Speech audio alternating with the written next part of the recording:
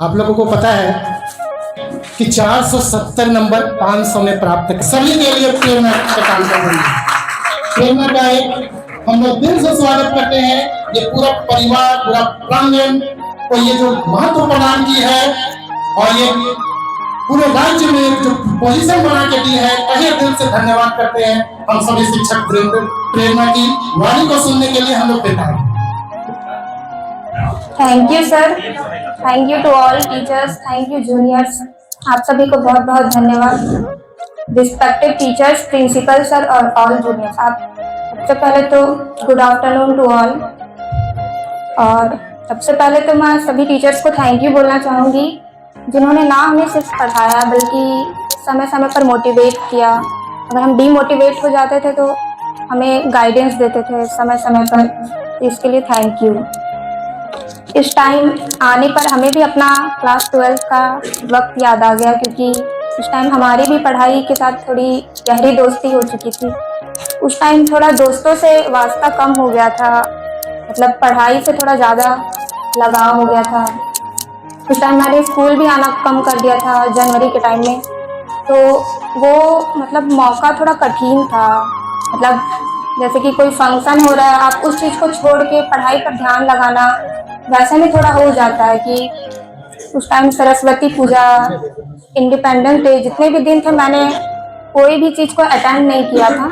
Reason था बस पढ़ाई, क्योंकि जितना पढ़ाई मैंने जनवरी के दौरान की हूँ शायद उतना मैं एक साल में नहीं की होंगी, क्योंकि उस टाइम हर चीज़ से वास्ता थोड़ा कम हो गया था और लगा था कि जो भी करना है खुद से करना है। बस डिसिप्लिन और कंसिस्टेंसी के साथ मैं लगी रही। और अभी आप सबके बोर्ड एग्ज़ाम भी नज़दीक है, उम्मीद है कि आप सब अच्छा करेंगे। इसके लिए ऑल द बेस्ट। बस इसी के साथ कंसिस्टेंसी और डिसिप्लिन के साथ ही पढ़ाई कीजिए और मेहनत कीजिए, हो जाएगा। Thank you.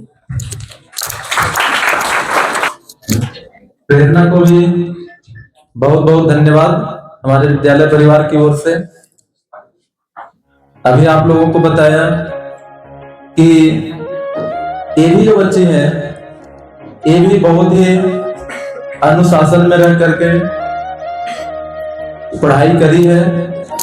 और जहां तक मुझे समझ में आ रहा है, इन लोग 3 सहेली थी, वो तीन का बहुत जिगरी दोस्ती था इन लोगों का। लेकिन वो जो एक संस्कार होता है जो इन लोगों में झलक रहा है कि अगर आप में संस्कार है, शालीनता है, अनुशासन है, तो आप अचीवमेंट भी प्राप्त कर सकते हैं। खास करके पूछे जिनको लगता है कि प्रेरणा दीदी वो जो पोजीशन 1 नंबर छोड़ी वो मेरे लिए ही छोड़ी, वो तो जरूर पूछिए। ठीक है, वो आपकी बड़ी बहन है, आपको दिल से सारा चीज बता देगी, कुछ अपने पास छुपा के नहीं रखेगी। हाँ, प्रिंस कुछ पूछना चाह रहा है। थोड़ा सा आप अपनी जर्नी के बारे में बता सकते हैं? जैसे कि आप बोले थे कि जनवरी में थोड़ा सा हम सबसे दूर हो गए, उसके बारे में। तो उस दौरान क्या हुआ था, तो मैंने बताया कि थोड़ा दोस्तों से थोड़ा अलगाव सा हो गया था और पढ़ाई से वास्ता थोड़ा ज़्यादा हो गया था। और उसी टाइम जैसे कि मेरी नानी है, तो उनका ना कैंसर हो गया था, तो वो हमें जनवरी के टाइम ही पता चला। तो उस टाइम खुद को अकेले संभालना थोड़ा और कठिन सा हो गया था। तो ऐसा लगा जैसे कोई नहीं है अपना। मतलब उस टाइम थोड़ा था कि मैं स्कूल भी इस वजह से आना थोड़ा कम कर दी थी, क्योंकि लगा कि कोई अपना नहीं है। मतलब जिस टाइम आपको सबसे ज़्यादा लोगों की ज़रूरत होती है और उसी टाइम जब लोग आपको छोड़ के चले जाते, तो लगता है कि हाँ आप कुछ मतलब करना ही होगा। तो इस दौरान मैंने सोचा कि अब कुछ है नहीं, तो पढ़ाई ही एकमात्र जरिया है जिससे आप कुछ कर सकते हैं। और मेरा थोड़ा सिलेबस भी कुछ बचा हुआ था, तो मैंने सोचा जो है तो जनवरी के दौरान ही, इस कारण मैं 1 महीने में 2-3 महीने जितना पढ़ी होंगी, जितना मतलब मैं पूरे साल भर नहीं पढ़ी उतना बस जनवरी के दौरान ही पढ़ी। तो इसी वजह से थोड़ा उस टाइम बढ़िया से पढ़ पाए। Thank you. देखिए बच्ची ने क्या बोला, मैं भी आप लोगों को वही चीज बोलता हूँ। पहले आप क्या किए हैं, प्रेजेंट में लास्ट जो समय होता है, अगर आप पहले बहुत पढ़ लिए और अंतिम समय में अगर नहीं पढ़े, मैं क्लास में बोलता हूँ कि जनवरी का समय मेरे लिए खास होता है 12th के बच्चों के लिए, और मैं जनवरी में सबको बुलाता हूँ क्लास के लिए। अभी नहीं आ पा रहे तो मैं लाइव क्लास दे रहा हूँ सबको, और जो बच्चे टॉप में जाना चाह रहे हैं वो लाइव क्लास जुड़ भी रहे हैं। तो ये जो बच्ची बोली, उस समय आपको अपने आप को अकेले कर लेना है। इसके साथ साथ परिस्थिति बन गया और उस परिस्थिति बस ये अकेले हुए और वो इसके लिए पॉजिटिव हुआ। तो जो प्रिंस पूछा कि अपनी जर्नी जनवरी वाला बताइए, तो यही मंथ आपके साथ है। दूसरा चीज, जो आपके पास गैप होता है, परीक्षा का दिन का जो गैप होता है वो अच्छा खासा गैप होता है, 3 दिन 4 दिन। अगर आप नहीं भी पढ़े ना, सिर्फ पढ़ रहे हैं, ईमानदारी पूर्वक बता रहे हैं, आप अगर अच्छे बच्चे हैं और अगर पीछे आप नहीं भी पढ़े हैं तो 4 दिन में स्टेट टॉपर कर सकते हैं। प्रेरणा गलत बोले क्या? नो सर, उस 4 दिन आपके पास काफी है स्टेट टॉपर बनने के लिए, अगर आपके पास मटेरियल्स हैं तो। और मैं मटेरियल्स का भरमार आपको किया हूँ, सभी शिक्षक यहाँ आपके पास अवेलेबल करवाए हैं। और कोई बच्चे जिनका प्रश्न हो, कोई बच्चे और कोई प्रश्न करना चाहते हैं? प्रतिनिधि, मेरा प्रश्न यह है कि जैसे यहाँ पर अच्छे टीचर, इतना अच्छे टीचर है, बार बार क्वेश्चन समझाते भी है, लेकिन कोई भी टीचर 2 बार से 3 बार समझा लेते तो खुद ही खराब लगता है कि दोबारा पूछने में हमको समझ नहीं आया। तो आप उस समय क्या करते जो आपको समझ नहीं आता तब?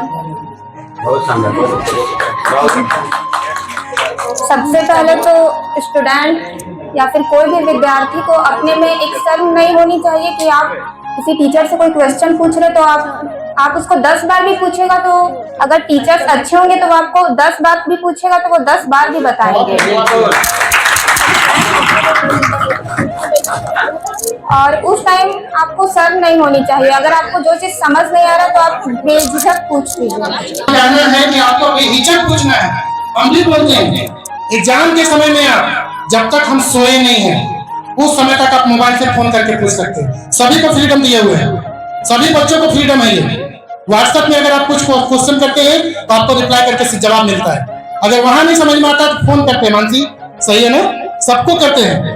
तो इसलिए ये आप पर डिपेंड करता है बच्चा कि आप किस भाव से पूछ रहे हैं। अगर शिक्षक से आप सीखने के भाव से पूछ रहे हैं तो आपका सारा न्यौछावर कर देगा शिक्षक आपके प्रति। और कोई प्रश्न किसी के पास? यस, अंतरा के पास है प्रश्न। क्या आप रूटीन से पढ़ते हैं और घर के कामों के साथ अपना टाइम कैसे निकालते हैं? जी नहीं, मैं रूटीन के साथ नहीं पढ़ती थी और मेरा साल कर लिया, उसके बाद मैं सिर्फ हैंड राइटिंग मतलब सिर्फ लिखने पर ही ध्यान दिया करती थी, सिर्फ लिखावट। और उसी के साथ और काम तो करना ही था, काम में हेल्प के मतलब मम्मी की हेल्प भी किया करती थी। जो आप चीजें आपने होती थी उसको रिपीट कर करके जहन में उतारा और किसी ने अपने आंसर को सुसज्जित ढंग से लिख करके उसको हाईलाइट करके अच्छा मार्क्स लाया। ठीक, प्रेरणा भी इससे बड़े नहीं है। प्रेरणा भी कड़ी मेहनत करते हुए अपना शानदार रिजल्ट लाई है। तो प्रेरणा के द्वारा जो जितना भी प्रेरणा यहाँ दिया जा रहा है उसको आप लोग ग्रहण करिए और हमें विश्वास है इस बार भी कि हमारे विद्यालय के बेहतर छात्र छात्राएं शानदार प्रदर्शन करेंगे।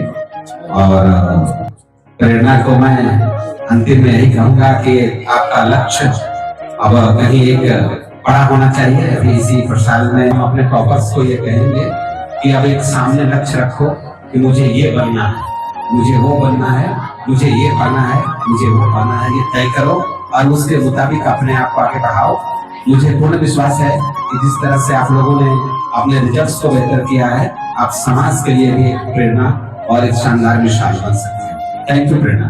Thank you sir.